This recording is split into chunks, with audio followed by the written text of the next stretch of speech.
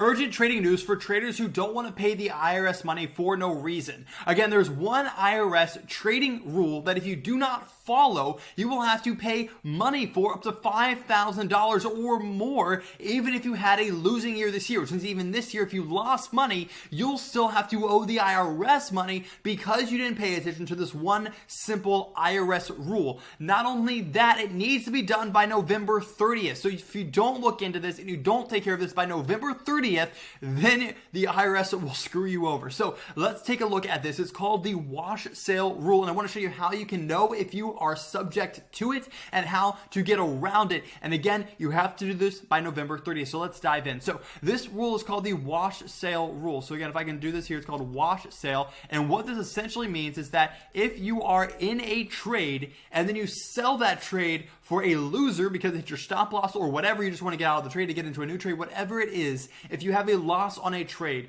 and then you re-enter that trade in 30 days, then guess what? You have triggered a wash sale rule. So how do you know if this applies to you? If you trade the same types of ETFs and stocks over and over and over, this will apply to you. Or if this year you've traded the same stock multiple times in a row, this will apply to you. So if you don't want to pay money on taxes or taxes on things that you haven't actually made money on, then you need to pay attention to this. So the reason why the wash sale rule was created was so that people couldn't gimmick or gamify or get around the system. And so what happens is people towards the end of the year, when they had a stock going down, they would sell it, have a loss, right? The difference between where they bought and sold, have a loss, and this loss they would write off on taxes, and then at the beginning of the year they would just buy back and hope that the stock continues to rise. So because the people were taking advantage of this by writing losses off on their account, they decided, hey, if you experience a loss on a stock, then re-enter the stock within 30 days, then you cannot actually count that loss on your taxes. Well, what does this mean? If you're a day trader who's going in and out of the stock, the same stock within 30 days or within multiple days, as you're trading the same stock over and over and over,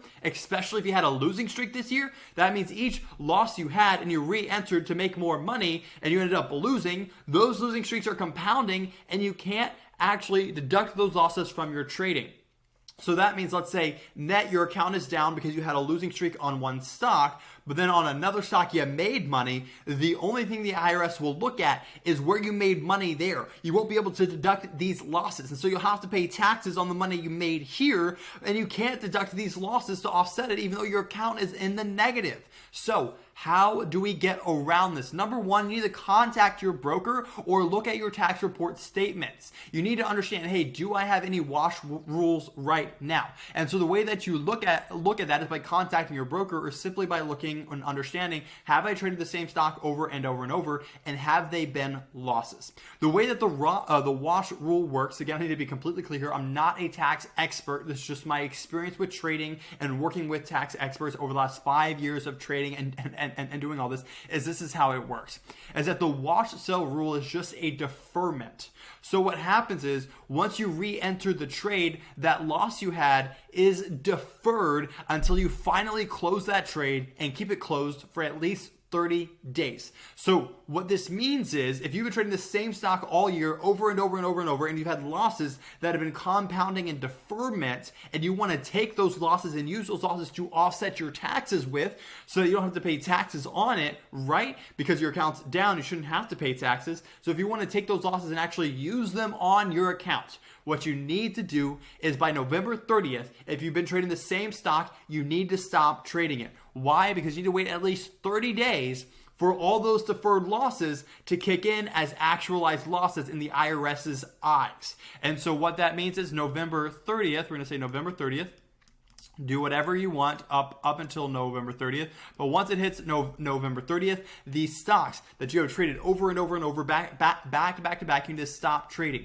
You can go ahead and keep trading other stocks, but find other different types of stocks that aren't the exact same or aren't similar to the one that you've been trading. So for instance, if you've been trading SPY over and over and over and over, what you need to do is you need to stop trading SPY, but you also should not be trading anything similar. So you should not be trading DIA or anything like that, because the wash sale rule applies to trading things that are similar as well. You can go ahead and you can trade Apple, You can go ahead and you can trade Amazon. That's AAPL. You can trade Amazon. You can trade things like that, but you cannot trade the same one.